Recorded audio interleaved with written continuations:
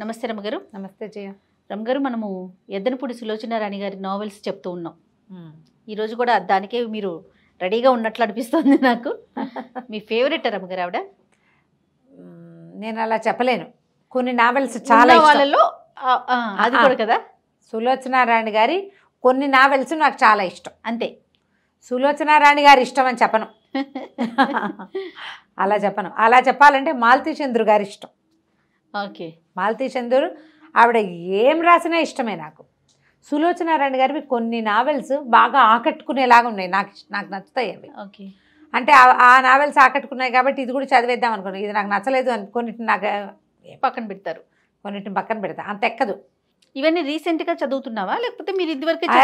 నా చిన్నప్పుడు ఏం మాట్లాడుతున్నావు చేయంటారా? బాగా చిన్నప్పుడే స్కూల్ డేస్లో చదివినవి. స్కూల్ డేస్లోనే నావెల్స్ చదివేశారు? ఏమిటో నేను అంతే చేయ. మాకు అవకాశం ఉంది.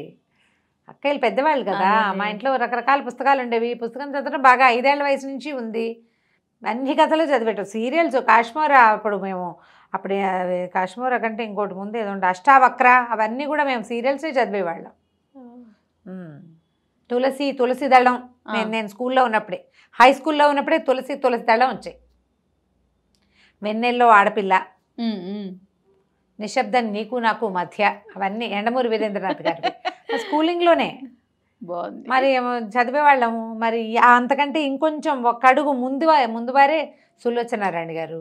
కొన్ని కథలు చాలా బాగుంటాయి. నాకు ఆవిడ అంటే మానవ సంబంధాలని ఆవిడ ఆవిష్కరించే తీరు నాకు చాలా ఇష్టం. అవి నచ్చుతాయి. ఒకటి. రెండోదేమో ఎక్కువగా సులోచనారాయణ గారి హీరోలందరూ స్ఫురద్రూపులుగా ఉంటారు. ఓహో, అందుకని బాగా ఇష్టమా? అందుకని చిన్నప్పుడు అందుకే ఇష్టంగా ఉండేది. ఇప్పుడు కూడా నాకు అదే అనిపిస్తుంది. ఈవిడ హ్యాండ్సమ్గా ఉండే అబ్బాయిని సెలెక్ట్ చేసుకుంటారు. ఆవిడ హీరోలో ఆవిడ ఇష్టం. అంతే. అమ్మాయిలు అందగత్యంగా ఉన్న వాళ్ళనే చెప్తుంటారు. హ్యాండ్సమ్గా ఉండే హీరోలు, పొడుగాటి వాడు, తెల్లటి బట్టలు, మంచి పొడుగాటి కారు, బుగ్గ మీద పొడుగాటి సొట్టలు అబ్బాయిలు. బుగ్గ మీద సొట్ట మగవాళ్ళకు ఉంటే బాగుంటుందని ఆవిడే నా చిన్నప్పుడు నాకు ఫస్ట్ తెలియజేశారు. కాబట్టి కొన్ని నచ్చుతాయి. అందులో ఈ శ్వేత గులాబీ చాలా ఇష్టం నాకు. శ్వేత గులాబీలు లేదు, శ్వేత గులాబీ.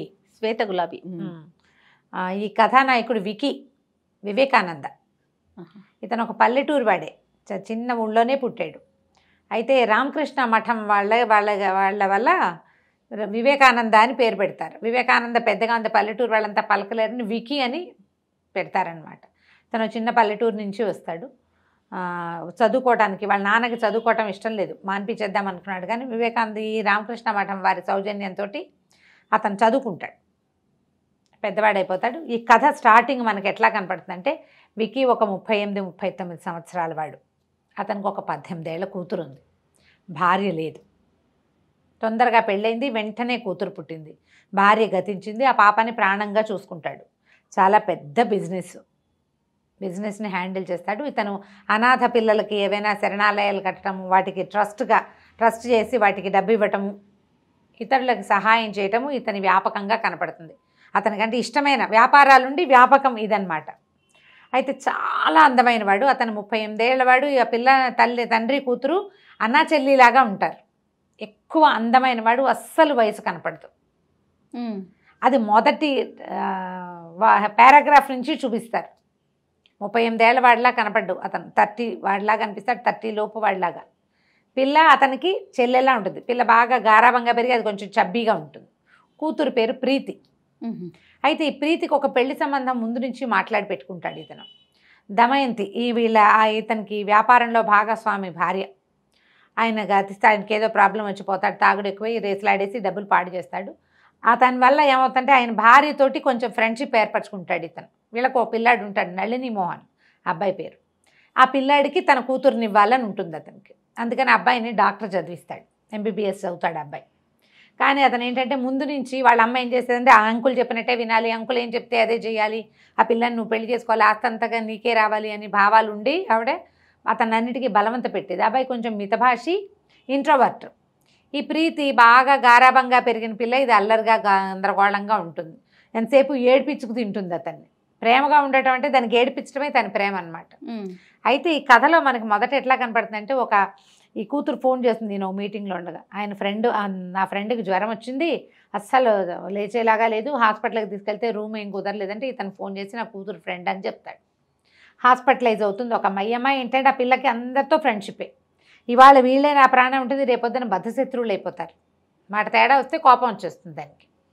కాకపోతే ఈ హాస్పిటలైజ్ అయింది, ఇతని ఇంటికి వెళ్ళి అది ఇది చూసేసరికల్లా కూతురు రాదు ఇంటికి. ఏమిటి అని వెళ్తే అక్కడ ఒక అమ్మాయి హాస్పిటలైజ్ అయ్యి ఉంటుంది. దీని వయసుది కాదు, ఆ పిల్లకు 26-27 ఏళ్ళు ఉంటాయి. కూతురు వయసు పిల్ల కాదు. వైజాగ్ వెళ్ళినప్పుడు ఆ అమ్మాయితో పరిచయం అయింది. వైజాగ్ ఈ అమ్మాయి ఏం చేసేదంటే కారులో అక్కడికి ఇక్కడికి డ్రైవర్ని తీసుకుని వెళ్ళటం, గుళ్ళు గోపురాలు వెళ్ళటం అలవాటు ఉంది. పెళ్ళిళ్ళకి వెళ్ళి అక్కడి నుంచి పెళ్ళికి వెళ్ళేది గుడికి. ఈ వైజాగ్లో సింహాద్రప్పన్న దేవాలయానికి వెళ్ళినప్పుడు పరిచయం. ఈ అమ్మాయి పేరు అనురాధ, అన్ను అని చెప్తుంది. అమ్మాయి కూడా బాగానే ఉంటుంది. టైఫాయిడ్ లాంటిది ఏదో, న్యూమోనియా లాంటిది ఏదో అనారోగ్యం, చాలా కష్టం. ఈ నళిని మోహన్ కూడా అక్కడే ఉంటాడు. ఆవిడ భలే ఆకట్టుకుంటుంది ఆ మంచం మీద ఉన్న అమ్మాయి. ఇతని వయసుదో, ఇతని కంటే కొంచెం పెద్దదో కూడా ఈ నళిని మోహన్ కంటే. తను ఎంబీబీఎస్ అయిపోయిన వాడు కదా. అయితే ఏమవుతుంది, సరే ఒక పూట గడుస్తుంది. ఆ రోజు రాత్రి ఇంటికి రాదు పిల్ల. ఇతనే హాస్పిటల్కి వెళ్తాడు. వెళ్ళాక చూస్తే సరే కూతుర్ని నువ్వు పడుకో, నేను చూసుకుంటానని చెప్పి తండ్రి కూతుర్ని పడుకోబెట్టి ఆ పిల్లని చూసుకోవడానికి దగ్గర ఉంచుంటాడు. నుంచుంటే ఆ అమ్మాయి కాసేపటికి అరిచి, మమ్మీ వెళ్ళొద్దు మమ్మీ, నేను నీతో వచ్చేస్తానని కలవరింతలు, జ్వరాల్లో ఒక రకమైన డెలీరియం వస్తుంది కదా. అయితే ఏమవుతుంది, అమ్మాయి ఏడుస్తూ ఉంటుంది. సరే కావలించుకుంటుంది. ఎవరో ఒకళ్ళు మనిషి పట్టుకుంటారు, పడిపోతుంటే పట్టుకుంటాడు. ఈ దగ్గర కూర్చునేసరికి ఆ మెడలో ఇంచి ఒక చిన్న డాలర్ ఉన్న గొలుసు బయటపడుతుంది. ఆ డాలర్ని పట్టుకునేసరికి అందులో ఒక ఫోటో ఉంటుంది. ఆ ఫోటో గుర్తుపడతాడు అతను. ఇతనికి తెలుసు, పారిజాతం ఆవిడ పేరు. పక్కపాపిడి చక్కగా రాస్తారు, పొట్టి చేతులు జాకెట్టు, పక్కపాపిడి, పెద్ద బొట్టు, చక్కగా అందంగా నవ్వుతున్న పారిజాతం. హడిలిపోతాడు, ఇదేంటి పారిజాతం ఫోటో ఇక్కడికి ఎట్లా వచ్చింది? తీరా చూస్తే ఈ పిల్లెవరో అతనికి తెలియదు. అతనికి తెలుసు పారిజాతానికి ఒక్క కూతురు ఉంది, శ్వేత, 8 ఏళ్ల పిల్ల. ఆ పిల్ల చనిపోయినప్పుడు దానికి 8 ఏళ్ళు. తెల్లగా ఇంత బూరి పుగ్గలతో పొట్టి క్రాఫ్ట్ తోటి పుష్టిగా ఉండే పిల్ల స్థానంలో ఈ 5, 7, 5, 8 ఉండి ఇంత పొడుగున సన్నగా పొడుగ్గా మంచి చక్కగా కనపడుతున్న అవయవ సౌష్ఠవంతో కనపడే ఈ అమ్మాయి ఆ పిల్లంటే నమ్మలేకపోతాడు. ఆ అమ్మాయి ఒంటి మీద ఒక చోట పుట్టుమచ్చ ఉంటుంది, అతనికి తెలుసు. చూసి ఈ పిల్లే ఆ పిల్ల అని నిర్ధారించుకుంటాడు. ఆ పారిజాతం ఎవరు అని చెప్పాలి. ఇతను ఇక్కడ చదువుకోవడానికి సిటీకి వచ్చాడు. వస్తే కాలేజీలో ఏదో స్పీచ్ ఇస్తాడు. అందరూ చాలా మెచ్చుకుంటారు. ఇతనికి చాలా చక్కగా మాట్లాడడం, స్ఫురద్రూపి మనిషి, బాగుండేవాడు. మామూలు బట్టల్లో ఉన్న పిల్లలు అందంగా కనిపిస్తారు, మగపిల్లలు. దానితో మంచి వాయిస్, బాగా మాట్లాడితే అట్రాక్టివ్గా ఉంటారు. అతనికి ఒక ఉత్తరం ఇస్తారు ఎవరో, రేపు వచ్చి కలుసుకో వివేకానంద ఇక్కడికి రాని, పారిజాతం అని పేరుతోటి. ఎవరో తెలియదు. ఇతను అక్కడికి వెళ్ళేసరికల్లా మనం ముందు చెప్పిన పారిజాతం అక్కడ ఉంటుంది. గుర్తుపట్టాడు. ఇతను చిన్నప్పుడు స్కూల్లో ఉండగా వాళ్ళ మేనమావ గారింటికి వెళ్ళేవాడు. వాళ్ళ పక్కింటి అమ్మాయి ఈవిడ. అక్కడ పార్వతి పేరుతోటి ఉండేది. నువ్వా అని ఆశ్చర్యపోతాడు. ఆవిడకి పెళ్లి కుదిరిస్తే ఆ అమ్మాయి ఇంట్లో నుంచి పారిపోతుంది, ఎవరితోటో పారిపోతుంది. ఇప్పుడు వేరేగా సెటిల్ అయి ఉంది. పెద్ద ఇల్లు, గుర్ఖా, ఓ డ్రైవరు, కారు, వంట మనిషి, గ్రాండ్ లైఫ్ స్టైల్లో ఉంది. ఇంత పిల్ల, 6-7 సంవత్సరాల పిల్ల. ఆవిడ ఈవిని చక్కగా తమ్ముడిలాగా చూసుకుంటుంది, చాలా ప్రీతిగా చూస్తుంది. బట్టలు కుట్టిస్తుంది, శుభ్రంగా భోజనం పెడుతుంది. హాయిగా ఆ పిల్లతో ఆడుకుంటూ అక్కడే ఉంటాడు. ఒక రూమ్ ఉంది, రూమ్కి వెళ్తూ ఉంటాడు, కానీ ఎప్పుడు వచ్చి ఇక్కడ ఉంటూ ఉంటాడనమాట. చాలా బాగా మంచి క్లోజ్ అవుతారు. 1 సంవత్సరం దాదాపుగా వాళ్ళ ఇంటికి తిరుగుతాడు. ఒకరోజు ఆ ఇంటికి వచ్చిన ఒక ఆయన దృష్టిలో పడతాడు. ఆయన ఎవరంటే ఈ అమ్మాయి ఎవరితో ఉంటుందో ఆయన. ఈ కుర్రాడు ఎవరికో గాలం వేసిందన్న ఫీలింగ్ వచ్చింది అతనికి. నిజానికి ఇక్కడున్న సంబంధం అది కాదు. ఈవిడికి ఏంటంటే ఒక హార్ట్ ప్రాబ్లం ఏదో ఉంది. మొదట ఎవరితో వచ్చిందో ఆయనతోటి లేదు. తర్వాత ఇవి కొంచెం వ్యాపారం వచ్చిన ఆయన, తర్వాత ఆయన ఈవిడికి వ్యాపారం చేయటం అది నేర్పించాడు. బిజినెస్లో బాగా సంపాదించుకుంది. పిల్ల పేరుతోటి అన్నీ ఏర్పరిచి పెట్టుకుంది, బంగారం వెండి అన్నీ కొనుక్కుంది. కానీ హార్ట్ ప్రాబ్లం ఉంది. ఈయన ఒక లాల్చి వేసుకున్న మార్వాడి ఆయన అప్పుడప్పుడు వచ్చిపోయేవాడు. ఆయన మెయింటెనెన్స్లో ఉంది ఈవిడ. అయితే ఈ పిల్లాడితోటి బాగా ఉంటుందని అతనికి గొడవ చేస్తాడు. చాలా గొడవ అయిన తర్వాత వీటి కుర్రాడి కోపం వచ్చేస్తుంది. చీచి వీళ్ళ ఇంటికి వెళ్ళకూడదని మానేస్తాడు. 1 వారం 2 వారాలు వెళ్ళకుండా అయిపోతాడు, కొన్ని వారాల పాటు. ఆ పిల్ల మీద బెంగ ఉంటుంది, అక్క మీద ప్రీతి ఇతనికి. చిన్నవాడు అప్పటికి ఒక 17-18 సంవత్సరాలు ఉంటాయి. Degree 2nd year 3rd year అట్లా ఉంటాడనమాట.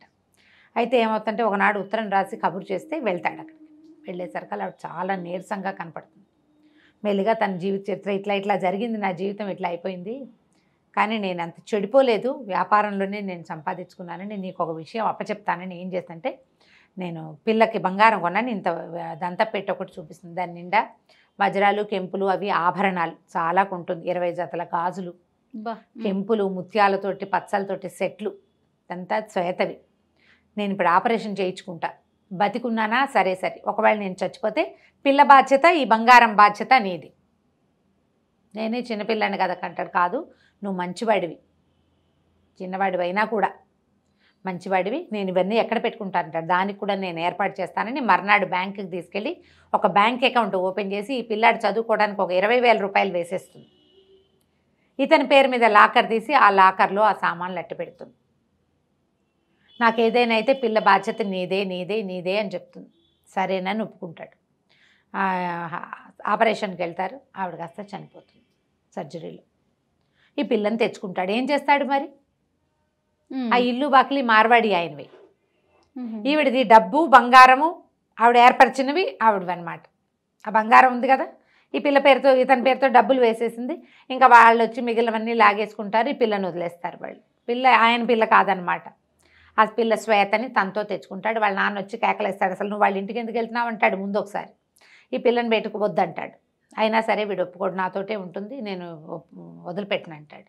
ఆ రూమ్లో తనతో పాటు ఉంచుకుంటాడు ఆ 8-9 ఏళ్ల పిల్లని. ఇతనికి వేణు అని చదువుకునేటప్పుడే ఫ్రెండ్, అతనికి కూడా తెలుసు ఈ పారిజాతం వాళ్ళ ఇంటికి అప్పుడప్పుడు వచ్చేవాడు, ఈ పిల్ల అతనికి తెలుసు, ఫ్రెండ్స్ కూడా తెలుసు ఇక్కడ ఏం జరిగింది, ఆవిడ ఎంత బాగా చూసింది అవన్నీ తెలుసు వాళ్ళకి. అయితే ఏమవుతుంది, వాళ్ళ నాన్న పెళ్లి సంబంధం కుదురుస్తాడు విక్కీకి. కుదిరిస్తే ఒప్పుకోడు, కానీ రామకృష్ణ మఠం వాళ్ళు ఒప్పిస్తారు. ఆయన పెళ్లి కూతురు తండ్రి డాక్టర్, వాళ్ళకు ఒక్కతే పిల్ల లక్ష్మి, సంబంధం కుదురుస్తారు. 18-19 ఏళ్ళకి ఆ కాలంలో పెళ్ళిళ్ళు చేసేవాళ్ళు. పెళ్ళి అయిపోతుంది, ఈ పిల్లని జాగ్రత్తగా చూడడం అత్తగారు లక్ష్మికి ఏం అభ్యంతరం, అమ్మాయి చిన్నపిల్లే, ఓ 16-17 ఏళ్ళది. ఈ తల్లికి నచ్చేది కాదు, ఆవిడ ఎంతసేపు దెప్పి పొడిచేది. దాంతో ఏం చేశాడు, ఈ పిల్ల ఇక్కడ హాయిగా ఉండట్లేదని మామగారితో ఆలోచించి హాస్టల్ ఉన్న కాన్వెంట్లో చేరుస్తారు. ఇంతలో ఈ అమ్మాయి ప్రెగ్నెంట్ అవుతుంది. లక్ష్మి వారం వారం వెళ్ళి శ్వేతను చూసొస్తాడు.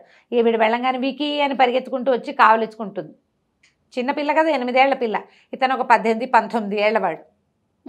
ఆ సరే ఇద్దరు బాగానే కలిసి ఉంటారు. పొద్దు 4-6 నెలలు గడిచాక, అమ్మాయికి 6-7 నెలలు వచ్చాక ఈ స్కూల్లో ఏదో అమరావతి అక్కడికి ఇక్కడికి ఎక్స్కర్షన్కి తీసుకెళ్తున్నామంటారు. తీసుకెళ్తున్నామంటే సరే ఒప్పుకుంటాడు, అన్నీ మాట్లాడతాడు, డబ్బులు కడతాడు. సరే ఈ పిల్ల వెళ్తుంది. ఒక 5-6 రోజులు వారం తిరిగేసరికల్లా పేపర్లో వార్త వస్తుంది, ఆ ఎక్స్కర్షన్కి వెళ్ళిన బోటు పగిలిపోయిందని, పిల్లలు చాలామంది పోయారు. పరిగెడతాడు, ఆ శవాల్లో ఎక్కడా ఆ పిల్ల దొరకదు అతనికి. మునిగిపోయిన కొన్ని బాడీలు, చిన్నపిల్లలు 8 ఏళ్ల పిల్లలు ఏం దొరుకుతారు, కొన్ని బాడీస్ దొరకవు. పిల్ల చచ్చిపోయింది అనుకుంటాడు, పిచ్చిగా బెంగ పెట్టుకుని ఏడ్చి శోకాలు పెట్టేస్తాడు. అమ్మాయికి భయంగా ఉంటుంది, దాన్ని అక్కడెక్కడో పెట్టాము, దాన్ని ఉసురు పోసుకుని పుట్టే పిల్లలు సరిగ్గా పుట్టరేమోను అని భయంగా ఉంటుంది. సరే మొత్తానికి కానీ కొద్ది రోజులకి డెలివరీ అయ్యి అమ్మాయికి ఒక ఆడపిల్ల పుడుతుంది. ఆ పిల్లని మర్చిపోలేకపోతాడు ఆ శ్వేతని, ఎప్పుడూ తన గుండెల మీద ఉన్నట్టే ఉంటుంది. ఒక 2 ఏళ్ళు ముందు స్నేహం ఉంది, తర్వాత ఒక సంవత్సరం తను పెంచాడు ఆ పిల్లని, తనతోటే పాటే ఉంది కదా. అక్కడి నుంచి ఏమవుతుంది, కూతురు పుట్టేసరికల్లా ఏదో ఒక మిల్స్ లాంటివేవో అమ్మకాలకు వస్తాయి. మామగారు వద్దంటాడు, కానీ సరే మిల్లుని తీసుకుంటాడు. ఆ మిల్లు తీసుకున్నాక ఈ పిల్ల పుట్టడం, ఈ మిల్లు పెట్టడం, ఈ రెండింటితోటి ఆ శ్వేతని కొంచెం పక్కకు పెట్టుకుంటాడు మనసులో. మెల్లిగా సెటిల్ అవుతాడు. కొంత 2-3 సంవత్సరాలు అయ్యేసరికి ఈ లక్ష్మికి ఏదో జబ్బు చేసిపోతుంది. అయ్యో, మిల్లు పిల్ల మిగులుతారు ఇతనికి. ఆ పిల్లని పెంచుకుంటాడు. అప్పుడు డబ్బు అవసరమైతే పారిజాతం ఇచ్చిన నగలన్నీ తాకట్టు పెట్టి డబ్బులు తీసుకుంటాడు. ఇంకేముంది, శ్వేత ఎలాగూ లేదు అదే, కానీ అమ్మమంటారు మార్వాడి కూడా, అమ్మేయండి చాలా ఖరీదైన నగలు, బోల్ డబ్బు వస్తుందంటే, బోల్ డబ్బు నాకొద్దు, నేను ఇదే చేస్తా, తాకట్టు పెడతా, డబ్బులు మళ్ళీ కట్టి మళ్ళీ తీసుకుంటాను, నేను ఏమీ చేయలేని స్థితి వచ్చాక అప్పుడు ఏదైనా ధర్మకార్యాలకు వినియోగిస్తా పారిజాతం పేరు మీద అని చెప్తాడు. ఓకే, ఆ నగలు అతని దగ్గరే ఉంటాయి లాకర్లో. ఈ పిల్లకి కాస్త పెద్దది అవుతుంది, భార్య లేదు కదా, ఆ పిల్లని అట్లాగే చూసుకుంటాడు. ఇక ఈ మిల్స్ గిల్స్ పెరుగుతాయి, వ్యాపారం పెరుగుతుంది. పిల్ల కూడా 18 ఏళ్ళదైంది. 18 ఏళ్ల తర్వాత ఆ పిల్ల, 8 ఏళ్ల పిల్ల పోయిందనుకున్న పిల్ల అతనికి మంచం మీద కనపడుతుంది. ఇదంతా గుర్తొస్తుంది. ఆ పారిజాతం ఆవిడ మర్చిపోలేడు అతను. సరే ఈ అమ్మాయిని ఎలాగైనా తన దగ్గరే ఉంచుకోవాలని ఉంటుంది. కానీ చిత్రంగా చిన్నపిల్ల తప్పిపోయింది, పిల్లగా లేదు, ఇప్పుడు పెద్దగా ఉంది. అతని మనసు తగిలిపోతుంది ఆ అమ్మాయి మీద. ఆ పిల్లని తనతో ఉంచుకోవాలి, కూతురుగా ఉంచుకుందామన్న ఊహ రాదు. అప్పుడు ఆ రోజుల్లో అయితే 10-12 ఏళ్ళు భార్యాభర్తల పెళ్ళిళ్ళకి అసలు వారే కాదు. ఇప్పుడు మనం చాలా ఆలోచిస్తున్నాం, కానీ ఆ కథ నాటికి చూడు, పైగా అతన్ని యంగ్గా చూపిస్తారు కథలో. సరే కొద్ది రోజులు అయ్యాక అమ్మాయి ఆరోగ్యం కోలుకున్నాక ఇంటికి తీసుకొస్తారు. ఆ అమ్మాయి కూడా ఇతనికి అట్రాక్ట్ అవుతుంది. మెల్లిగా ఆ అమ్మాయి జీవిత గాథ, ఎక్కడిది ఏమిటి, ఎవరి దగ్గర ఉంటుంది, అవన్నీ తెలుసుకోవడానికి ట్రై చేస్తే, నాకు తెలీదు, నేను ఎవరికో దొరికాను, వాళ్ళు ఎవరో నన్ను పెంచారు. ఆ తర్వాత వరమ్మ గారిని ఒక వంట చేసే ఆవిడ నన్ను తీసుకుంది. వీపు మీద ఒక గాయం ఉంటుంది ఆ అమ్మాయికి. ముందు ఆ నదిలో పడిపోయిన పిల్ల ఒక ఆయనకి దొరికింది. ఆయనకి చచ్చిపోయిన పిల్లల్లో ఓ పిల్ల పేరు అనురాధ. ఈ పిల్లకి స్పృహ లేని ఈ పిల్లకి అనురాధ అని పేరు పెడతాడు. ఆ గొలుసు మాత్రం ఆ అమ్మాయి మెడలో ఉంటుంది, ఆ లాకెట్. అది తప్ప ఇంక ఏ ఆనవాళ్ళు లేవు. ఆ పిల్లని పెంచుకుంటాడు. ఆయనకు ఒక రెండో భార్య ఉంటుంది. ఆవిడకి తెలుస్తుంది ఈ పిల్లని కొంచెం పెద్దదాన్ని చేసి తర్వాత దాన్ని తానే చేసుకోదలుచుకున్నాడని.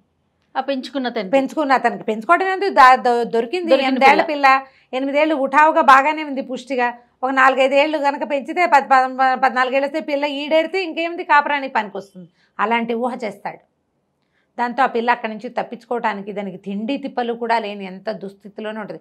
ఇంత కోటీశ్వరులు అయ్యింది, తల్లికి డబ్బుండి, మాయనమ్మ చూడగలిగే మామయ్య ఉండి కూడా అమ్మాయికి అలాంటి దుస్థితిలోకి వెళ్ళిపోతుంది అనమాట. ఓ వంట చేసే ఆవిడకి సహాయంగా పంపిస్తే ఇక ఆవిడ తనతో పాటు కూడా తిప్పుకుని ఈ పిల్లని తన పిల్లలతో పిల్లగా పెంచుతుంది. 10-12 ఏళ్ళు వచ్చేసరికల్లా వరమ్మ గారి ఇంట్లో చేరుతుంది. ఆవిడకు 2-3 ఆడపిల్లలు ఉన్నారు.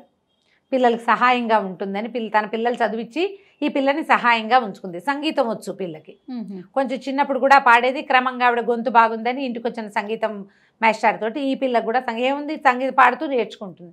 చక్కగా సంగీతం వచ్చు, బుద్ధిమంతురాలు, చెప్పిన మాట వింటుంది. ఏ అక్కయ్యకి అవసరమైతే ఆ అక్కయ్య ఇంటికి వెళ్తుంది. ఒకళ్ళు కేకలేస్తే ఇంకోళ్ళ ఇంటికి, వాళ్ళు కేకలేస్తే ఇంకోళ్ళ ఇంటికి. దీనికి పెళ్ళి ఎవరు చేస్తారు? అట్లా 10-12 ఏళ్ళకి తన దగ్గర చేరిన పిల్లకి 26 వచ్చేదాకా తమ ఇంట్లోనే ఉంచుకుంటుంది ఆవిడ. పెద్ద ఇబ్బందులు ఏం లేవు, కానీ జీవితం మీద ఏ ఆశ లేదు. వాళ్ళు ఆ గుళ్ళోకి వెళ్ళినప్పుడు ఈ ప్రీతితో పరిచయం అవుతుంది. నిదానంగా సాగుతుంది. నేను చకచకా చెప్తున్నాను. మెల్లిగా ఈ అమ్మాయి ఇతని వైపుకి తిరుగుతూ ఉంటుంది, మెల్లిగా. అయితే కొద్ది రోజులకి నళిని మోహన్ వాళ్ళ అమ్మ దమయంతికి డౌట్ వస్తుంది. వికీ ఎక్కడికి రావట్లేదు, ఇంట్లోనే ఉంటున్నాడు. ఈ పిల్ల మీద ఆవిడకి డౌట్ వచ్చేస్తుంది. వికీ బాగా వ్యాపారము, ఇల్లే, ఇంకా రెండో పని లేదు. ఇదివరకు అన్ని చోట్లకి పార్టీలకి అందరినీ కలిసేవాడు. ఈ ఇంట్లో ఉన్న ఈ అమ్మాయి కోసం వచ్చేస్తుంటాడు. ఆ పిల్ల అతనికి అట్రాక్షన్. చిన్నతనమే కాదు, ఇప్పుడు కూడాను. ఓకే, ఎలాగైనా ఆ పిల్లల్ని తనతో ఉంచుకోవాలి. ఆ ప్రీతి నేర్పడానికి ఇంకేం అవకాశం ఉంది, ఇంటికి వచ్చేస్తుంటాడు. ఇతను ఎక్కడా కలవటం లేదు. ఈ పిల్ల ఎవరో వీళ్ళ ఇంట్లో చేరిందని తెలుసుకుంటుంది నళిని మోహన్ వాళ్ళమ్మ. ఆవిడకి ఏంటంటే తన కొడుక్కి వికీ కూతుర్ని ఇచ్చి పెళ్లి చేసుకోవాలి, వికీ తనవాడుగా ఉండాలని ఉంటుంది ఆవిడకి.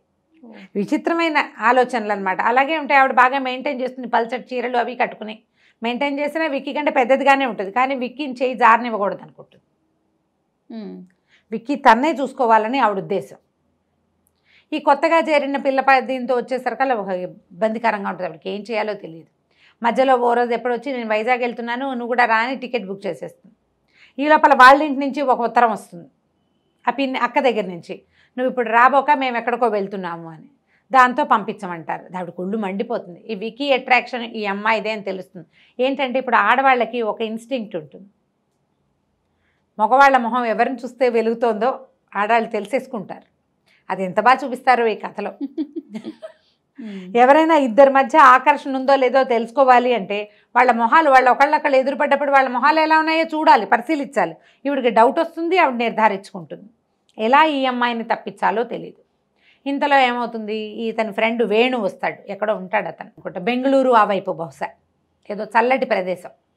అతను ఇక్కడికి వచ్చేసరికల్లా ఈ అమ్మాయిని చూస్తే ఆశ్చర్యపోతాడు. ఏమిట్రా అమ్మాయి ఎక్కడైనా చూసిన మొహంలాగా ఉందనుకుంటాడు. ఎందుకంటే పారిజాతాన్ని చాలాసార్లు చూశాడు కదా. ఈ అమ్మాయి కదిలినప్పుడు వాళ్ళ అమ్మ మొహం కనపడుతూ ఉంటుంది. పొడుగాటిది పిల్ల, బాగా పారిజాత కంటే పొడుగు, కానీ వాళ్ళ అమ్మ లుక్స్ కనిపిస్తాయి. చిన్నతనంలో చూసిన వాళ్ళని గుర్తుపడతాం కదా, చూసిన మొహంలా ఉందని.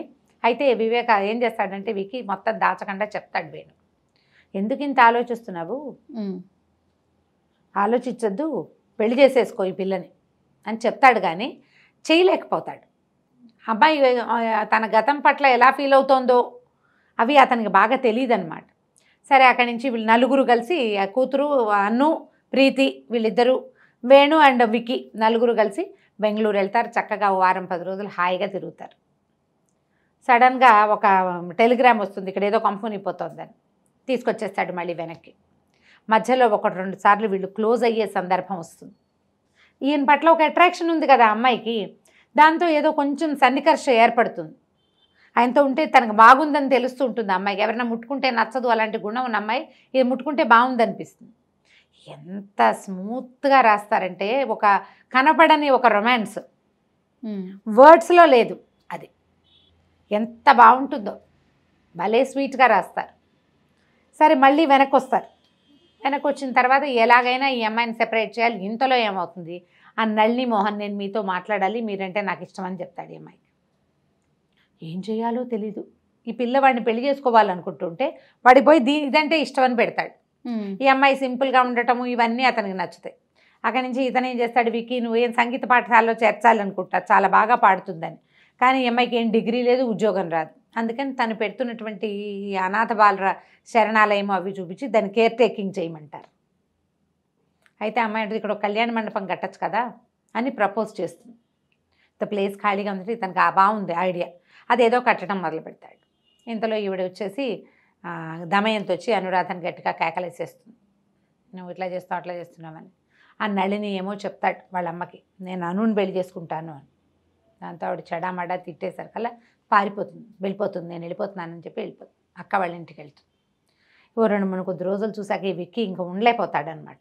ఆ అమ్మాయి కోసం ఆ ఊరు వెళ్ళి వాళ్ళ అక్క వాళ్ళకి నాకు ఉద్యోగం ఇస్తావు, 800 జీతం ఇస్తానని వాళ్ళని చూపించి 800 వస్తుందంటే వాళ్ళకి హెల్ప్ఫుల్గా ఉంటుంది కదా. చచ్చి చెడి చేసినా 300 కూడా రాని రోజులు.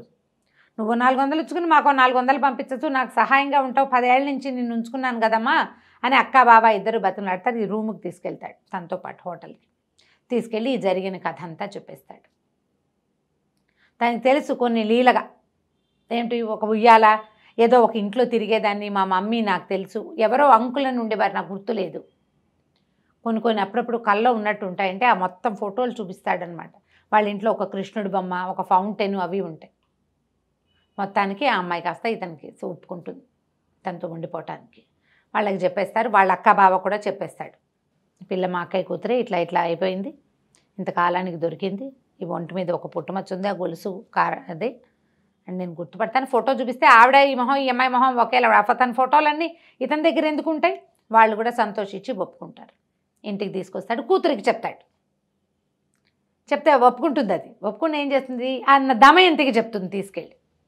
చెప్పేసరికి పక్కపక్కనవి దొంగ కథ చెప్తున్నారు, మీ నాన్న దాన్ని పెళ్లి చేసుకోవడానికి మీ నాన్నని వల్ల వేసుకుంది, మీ నాన్నని కాకుండా చేసింది అన్ను, పెళ్లి చేసుకుందామని అడుగుతాడు అనురాధని. అడిగితే అమ్మాయి ఏమంటుందంటే, ప్రీతి పెళ్ళి అనుకున్నావు, ఆ పిల్ల పెళ్ళి అయిపోనివ్వు ముందు, దాని పెళ్లి మీద మన పెళ్ళి ఎఫెక్ట్ పడుతుందేమో, అది వెళ్ళాక అప్పుడు మనం ఆలోచిద్దామని చెప్తుంది. కానీ తనతో తీసుకొస్తాడు కదా. ఈ అమ్మాయి ఏం చేస్తుంది, ఈ దమయంతి మాటలకు పడిపోతుంది. ప్రీతి గమనిస్తుంటుంది, తల్లి తండ్రితోటి అమ్మాయి క్లోజ్గా ప్రవర్తిస్తోందని దీని కోపం. నా ఫ్రెండు, మా నాన్న నీకు కూడా నాన్నే కావాలి, నువ్వు నా ఫ్రెండు కదా అంటుంది. అని చెప్పి చెడా మడా పొట్లాడి, నీకు సిగ్గులేదు, నీకు అది లేదు ఇది లేదు, పో మా ఇంట్లో నుంచి, మా నాన్న నాకు కాకుండా చేస్తున్నావు అని చర్చి కేకలు పెడుతుంది. ఆయనకు అసలు లెంపకాయ కొడతాడు, పిచ్చిబాగుడు బాగుతావా నువ్వు అని. కొట్టేసరికి అసలు జీవితంలో నేను దెబ్బతినలేదు, ఫస్ట్ టైం నీ వల్ల, నువ్వు రాక్షసివి, నువ్వు వచ్చాకే మా నాన్న నాకు కాకుండా పోయాడు అని చెప్పి ఏడుస్తూ దమయంతి దగ్గరికి వెళ్ళిపోతుంది. ఇక్కడ ఏం చేయాలి వీళ్ళు, నాకేం వద్దు, ప్రీతిని తెచ్చివు చాలు అని విక్కీ, నాకు ఇంకేం వద్దు, నాకు ప్రీతే కావాలంటూ.